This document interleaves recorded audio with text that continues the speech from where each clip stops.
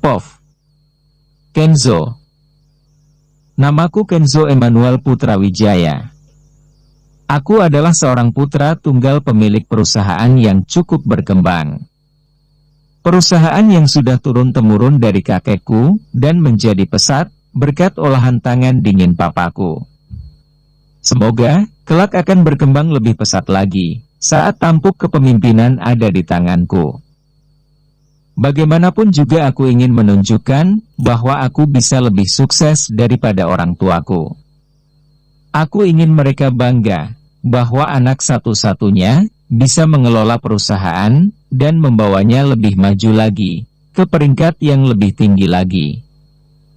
Aku ingin membuktikan bahwa aku bukanlah anak manja yang bisanya menghambur-hamburkan uang orang tuaku saja. Dan sekarang, setelah kepulanganku ke negeri ini, aku langsung mencoba untuk membuka satu lagi cabang perusahaan di kota ini. Semoga bisa berkembang dengan lebih pesat lagi. Sebagai perusahaan baru, tentunya kami membutuhkan banyak karyawan baru. Sebenarnya nama Shelin sudah masuk list sejak aku berencana mendirikan perusahaan itu. Aku ingin menjadikan dia sebagai sekretarisku. Orang tuaku pun mendukungku. Bahkan papaku juga sudah berbicara kepada papanya Shelin. Sayangnya, wanita cantik itu menolaknya dengan halus. Sejak kecil, aku hidup dalam kemewahan. Semua permintaanku akan segera terpenuhi dalam hitungan kedipan mata. Aku punya banyak teman. Teman-temanku begitu menyukaiku. Layaknya para semut yang mengerubungi gula.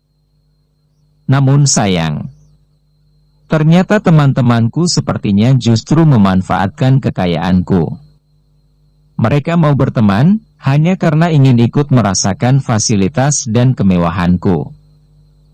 Saat kecil, ketika aku pergi ke sekolah membawa mainan, mereka akan dengan senang hati mengerubungiku.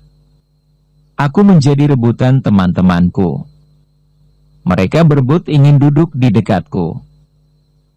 Mereka berebut, berganti-ganti meminjam mainanku, hingga mainanku menjadi rusak sebelum aku menggunakan. Sebagai anak kecil, aku pun dulu sering menangis.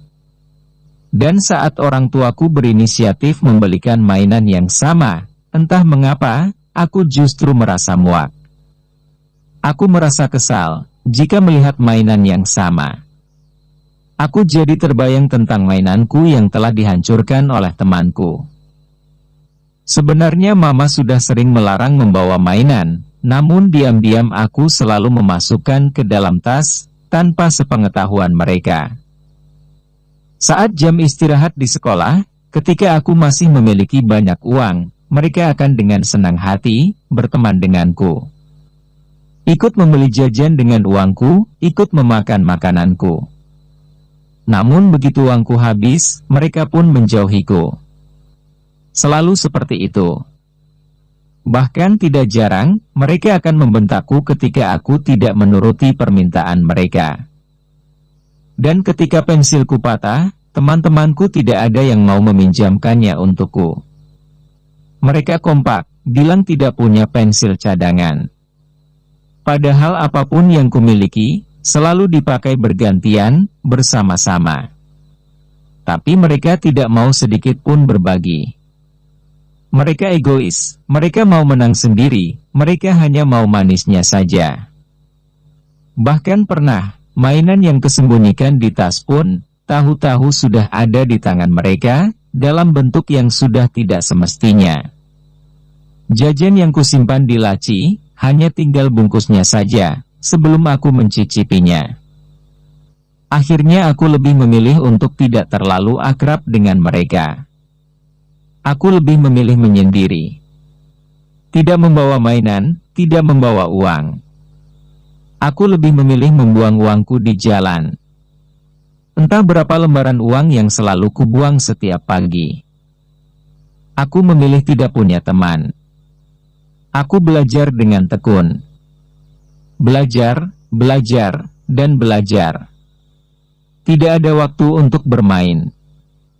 Aku suka kesendirian. Aku tidak suka teman. Sendiri itu sepi, sendiri itu menenangkan. Sendiri itu bebas berimajinasi. Aku juga tidak suka berbicara dengan teman-temanku. Aku tidak suka dibentak-bentak oleh mereka. Aku hanya mau berbicara dengan guruku, itu pun jika dia bertanya dengan raut wajah yang menyenangkan. Jika dia berbicara dengan keras, jangan harap aku akan membuka mulutku. Hingga akhirnya orang tuaku pun menyadari tentang kepribadianku yang cenderung introvert. Mereka khawatir. Aku pun dibawa ke psikiater. Namun hasilnya nihil. Hingga berganti-ganti psikiater. Tetap saja tidak ada hasilnya. Hanya menghambur-hamburkan uang saja. Papa dan Mama tidak menyerah. Bagi mereka, uang tidak masalah. Yang penting anaknya bisa tumbuh dengan normal. Mereka tidak ingin aku menjadi pendiam, karena aku adalah pewaris tunggal sebuah perusahaan besar. Mereka membawaku berobat ke luar negeri, sampai aku menjadi bosan. Sangat bosan dan tidak nyaman. Hingga aku selalu bersikap tantrum, ketika ternyata sudah sampai di bandara.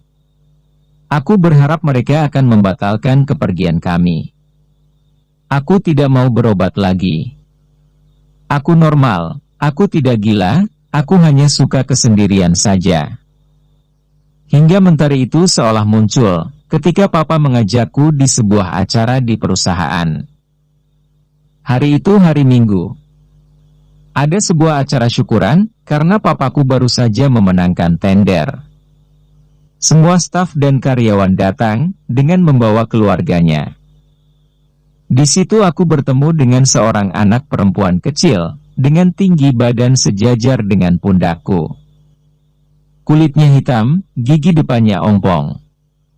Matanya bulat, dengan bulu mata yang panjang seperti boneka. Rambutnya dikepang dua. Dia memakai gaun berwarna merah, dengan pita di belakang pinggang. Sepatunya berwarna merah, dengan bentuk lancip menyerupai segitiga di bagian depan. Dia memakai kaos kaki putih, dengan renda berbentuk bunga. Di pergelangan tangan kirinya, melingkar sebuah jam tangan berwarna pink, bermotif Hello Kitty. Bahkan otakku masih bisa mengingat itu dengan jelas. Waktu itu, aku kelas 4 SD. Anak kecil yang pendek dan hitam itu mendekatiku. Aku pun segera menyingkir. Aku tidak suka. Namun anak itu bukannya menjauh. Dia justru semakin mendekatiku. Dia bahkan mengajakku berkenalan. Dia menyapaku dengan begitu riang. Hai, nama kakak siapa? Kenalan, yuk. Namaku Shelin, aku kelas 2 SD. Kakak kelas berapa? Begitulah, suara cemprengnya mengusik telingaku. Aku hanya diam. Sama sekali tidak berselera untuk menjawabnya. Aku menjadi berpikir, apakah dia tahu, jika ada uang di saku celanaku, sehingga dia ingin mendekatiku? Ataukah dia tertarik dengan mainan yang kubawa? Ini, kuberikan kepadamu, sebagai tanda perkenalan kita. Shelin yang dekil dan pendek itu, memberikan sebuah permen berwarna coklat susu. Sepertinya itu adalah permen karamel yang sering diiklankan di TV. Aku hanya melirik sekilas. Aku masih diam, tidak ingin berbicara sedikit pun. Aku tidak menerimanya. Dari kecil, aku tidak pernah diperbolehkan untuk memakan permen. Mama bilang, permen itu tidak enak. Aku bisa menjadi gendut, dan gigiku akan mudah sakit. Begitu yang selalu Mama bilang. Kakak, tidak suka permen, ya? Sayang, loh. Padahal rasanya enak banget, ini. Lagi-lagi, bocah kecil itu mengajakku berbicara, tanpa lelah. Apakah dia tidak tahu bahwa diamku itu artinya aku tidak suka? Kenzo, ayo terima permennya. Enak loh rasanya. Mamaku sudah berdiri di belakangku. Kenapa mama berubah? Kenapa mama membolehkan? Bukankah sebelumnya, mama melarang keras memakan permen?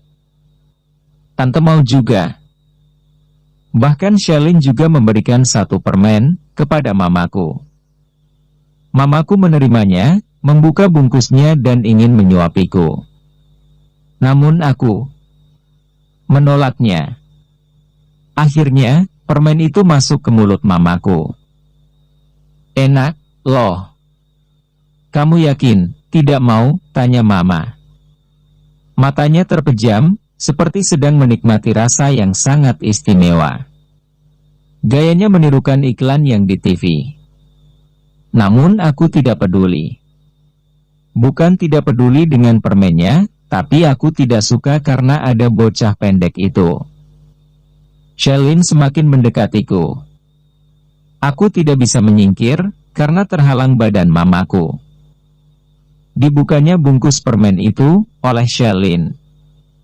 Kemudian dengan gerakan cepat dan tanpa kusadari, dia suapkan permen itu ke mulutku. Iya, permen yang tadinya ada di tangan mungil itu, kini sudah menempel di lidahku. Ingin kubuang, namun sayang. Rasanya ternyata enak sekali. Ini adalah pengalaman pertamaku, memakan permen rasa karamel. Mama yang melihatnya, mengembangkan senyumnya. Auranya tampak sangat bahagia. Shelin, kelas berapa? Tanya mama. Kelas 2, tante, jawab Shelin. Shelin punya banyak teman, kan? Tanya mama lagi. Punya, tante. Temannya. Shelin, banyak sekali. Ada yang baik, ada yang jahat. Tapi Shelin suka. Banyak teman itu menyenangkan. Kita bisa bercerita, bermain bersama, dan tertawa bersama. Kalau hari ini bertengkar, nanti kita akan saling memaafkan, dan bermain bersama lagi, jawab bocah itu. Shelin mau berteman dengan Kenzo, tanya mama lagi. Bocah itu mengangguk dengan cepat, dan tersenyum lebar. Dia memamerkan banyak permen di saku bajunya. Shelin, ajak Kenzo bermain, ya. Tante mau ke sana. Jangan pergi jauh-jauh. Mama mengusap rambutnya Shelin yang berponi itu. Bocah itu mengangguk lagi, dengan mulut yang berdecap, menikmati permen rasa karamel itu. Aku pun sama. Ternyata, benda kecil yang dibilang mamaku bahwa rasanya seperti obat ini, ternyata sangat enak. Aku baru tahu bahwa mamaku telah membohongiku. Hingga aku pun menjadi merasa nyaman, duduk berdekatan dengan anak kecil ini. Dia terus saja bercerita tentang asyiknya bermain bersama teman-temannya. Ya, karena dia punya teman yang tulus. Bukan seperti teman-temanku yang baik karena ada maunya. Shelin pun semakin banyak bercerita tentang hal yang lucu-lucu. Tidak sadar, bahkan aku bisa tertawa, setelah sekian lama tidak pernah tertawa. Permen di saku bajunya Shelin pun sampai habis, dimakan kami berdua. Itulah pertama kalinya aku merasakan pemberian dari orang lain. Padahal kami baru pertama bertemu. Saat itu, aku memegang mainan mobil-mobilan yang sangat kecil, namun mahal harganya. Ingin kuberikan mobil-mobilan itu kepada Shelin, namun dia menolaknya. Hingga sampai di rumah, aku merasa senang. Sekarang aku sudah memiliki teman, namanya Shelin. Meskipun dia dekil dan pendek, namun dia baik. Dia tidak seperti teman-temanku di sekolah. Semoga saja, dia benar-benar tulus, mau berteman denganku. Sejak saat itu, aku selalu menanti-nanti, bila mana ada acara perusahaan lagi. Aku ingin ikut, berharap bisa bertemu Shelin. Papa dan mamaku begitu antusias.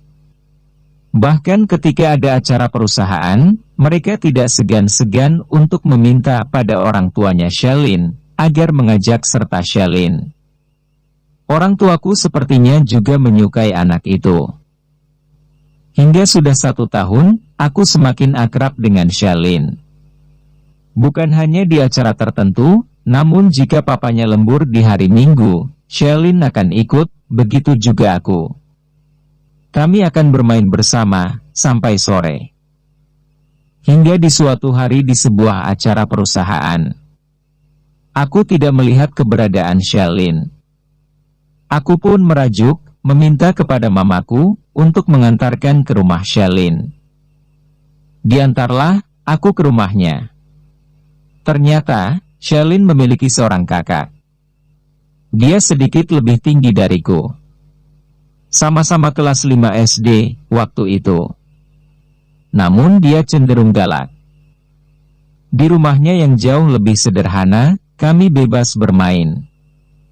Kami bebas bermain air, kami bebas bermain lumpur. Tidak ada bibi yang bawel, tidak ada pengawas yang banyak melarang. Mamanya Shelin bilang, bahwa baju yang kotor bisa dicuci. Tubuh yang berkeringat, nanti bisa mandi. Tapi mamanya Shelin berulang kali menasehati, tidak boleh ikut-ikutan bermain yang berbahaya, seperti kakaknya Shelin, katanya. Kakaknya Shelin cenderung suka melompat dari ketinggian, suka koprol, suka memanjat pohon, dan permainan ekstrim yang lainnya. Kami tidak boleh meniru, takut kakinya patah, kata mamanya. Saking asyiknya bermain, hingga saat dijemput oleh bibi, aku tidak mau pulang. Aku kerasan, di sini. Akhirnya, mamaku turun langsung, menjemputku. Aku baru mau pulang, setelah Ronald, kakaknya Shelin memberiku sebuah mainan dari bambu. Dan dia berjanji, akan main ke rumahku bersama adiknya, suatu hari nanti. Itulah sepenggal kisah masa kecilku, bersama 2 kakak beradik itu. Hingga kami tumbuh besar, dan aku dikirim oleh orang tuaku, untuk melanjutkan pendidikanku di luar negeri. Saat di luar negeri, aku tetap memantau Shelin, lewat akun media sosialnya. Aku tidak pernah alpa, melihat semua status yang diunggahnya. Ternyata Shelin tumbuh menjadi gadis yang begitu rupawan. Dia merintis karirnya sebagai seorang model. Hampir semua akun media sosialnya memiliki jutaan pengikut. Setiap dia mengunggah aktivitasnya yang sedang berlenggak-lenggok di atas catwalk, maka postingan itu akan meraup ratusan ribu like dan ratusan ribu komentar. Kadang aku juga iseng, menuliskan komentar. Ada kalanya, komentar itu dibalasnya, namun kebanyakan tidak dibalas. Namun aku tidak menyerah. Bahkan di setiap foto maupun video yang diunggahnya, pasti di bawahnya ada komentar yang kutuliskan untuknya. Aku pun juga sering berusaha menelponnya. Kadang terhubung, diangkat, bisa saling bercerita, kadang juga tidak. Dia sepertinya sangat sibuk. Dan 3 bulan terakhir ini, kuamati, Shelin selalu mengunggah foto bersama laki-laki. Namun aku tidak bisa melihat wajahnya dengan jelas. Sepertinya mereka sengaja menyembunyikan identitas sosok laki-laki itu. Apakah laki-laki itu adalah seorang tokoh publik? Aku menerka, dengan rasa penasaran. 3 bulan ini juga, Shelin sudah tidak pernah mengangkat teleponku. Aku merasakan aura yang negatif. Sepertinya, aku sudah keduluan oleh orang lain. Ya, aku kalah cepat. Aku sibuk dengan studiku, hingga mengesampingkan urusan penting soal hatiku. Salahku juga, aku tidak pernah punya nyali untuk mengungkapkan perasaanku.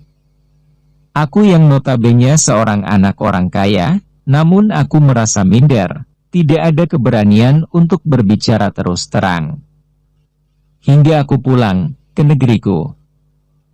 Malam itu aku bertemu dengannya, secara tidak sengaja. Kami berbincang tentang banyak hal. Sedikit ada harapan untuk perasaanku. Namun baru saja terpupuk harapan itu, semua seolah sirna, dengan kehadiran laki-laki yang tertutup wajahnya oleh masker. Ya, dia adalah laki-laki yang selalu diunggah di akun media sosial perempuan yang berwajah manis itu. Aku bisa mengenali punggungnya saat mereka berjalan menjauhiku. Perbandingan tinggi badan mereka sama persis. Hingga saat mereka berjalan menjauh, aku seperti melihat dengan jelas foto yang pernah diunggah di akun Instagram perempuan itu. Sama persis. Dan tadi aku juga sempat mendengarnya, laki-laki itu memanggil Sherlyn dengan panggilan sayang. Aku pun iseng, mengikuti langkah mereka. Berjalan mengendap-endap, dan sesekali bersembunyi di balik badan mobil. Aku mendengar dan menyimak pertengkaran mereka, dan berakhir dengan melihat CWMN panas mereka. Ada yang patah, yang tersembunyi di dalam dada. Ada rasa gemuruh, yang tidak biasa. Ada sesal yang menggunung, yang mungkin sudah tidak berguna. Ah, seandainya saja waktu bisa berputar. Ingin rasanya aku mengulang kembali masa kecil itu.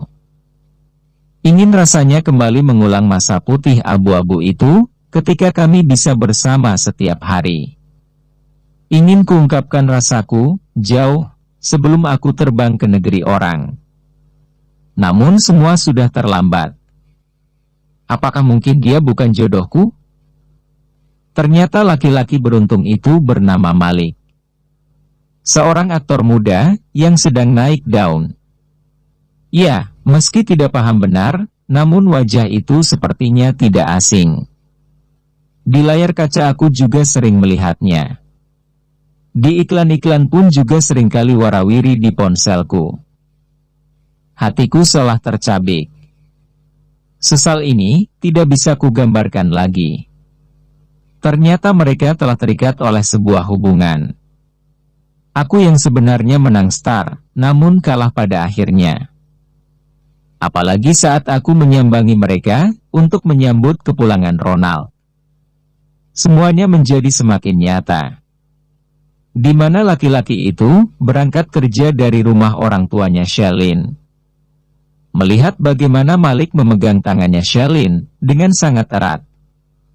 Aku melihat jelas, ada cinta di antara mereka. Jika bukan karena telah ada ikatan, apakah akan berani melakukan kemesraan sejauh itu? Apalagi, malam itu, aku memang sengaja mencari semua informasi tentang sosok aktor itu. Hampir semua media sepakat, menyebut Malik sebagai aktor muda yang terkenal santun. Hatiku sudah kutata, sejak melihat pemandangan malam itu. Aku sudah bertekad, bahwa aku harus ikut bahagia, melihat orang yang kusayangi menjalani garis takdirnya, dengan bahagia. Aku sudah bisa membaca hubungan mereka, meskipun mereka berusaha berpura-pura. Aku mengira, bahwa mereka sudah menikah diam-diam. Hingga saat pertandingan duel antara Ronald dan Malik itu, aku harus merekam video mereka, yang penuh dengan romansa cinta. Kulakukan dengan senang hati, meskipun ada yang berdenyut perih di dalam sana. Tidak masalah. Aku laki-laki, aku bisa kuat. Aku bisa berpura-pura, hingga mereka tidak menyadari apa yang kurasa. Aku yakin, aku akan segera menemukan gantinya. Wanita bukan cuma satu. Aku bisa memilih siapa saja, kecuali yang sudah menjadi istri orang. Haha. Perih. Hari ini, Ronald bercerita tentang banyak hal, lewat telepon. Kami berbincang-bincang, hingga ponselku sampai panas. Dia menceritakan tentang pernikahan rahasia yang sudah terjadi antara Sherlyn dan Malik. Ternyata, mereka berdua terjebak dalam hal yang cukup rumit. Selain masalah denda, juga masalah lawan mainnya Malik, yang selalu membuat Shelin menjadi cemburu. Ditambah lagi, tentang Shelin yang katanya sempat ada yang berusaha mengintainya. Keselamatan perempuan itu terancam. Pantas saja, mereka berusaha menyembunyikan pernikahan itu. Ternyata, masalah mereka memang cukup rumit. Seandainya saja, aku bisa menolong mereka. Kenzo, bisa aku minta tolong? Bahkan laki-laki yang seumuran denganku, dan sudah punya pangkat yang lumayan tinggi di jajarannya ini, ingin meminta tolong kepadaku? Ada apa, Nal? Tanyaku. Di seberang sana, hanya terdengar desahan nafasnya yang berat, dan kemudian hening. Bersambung.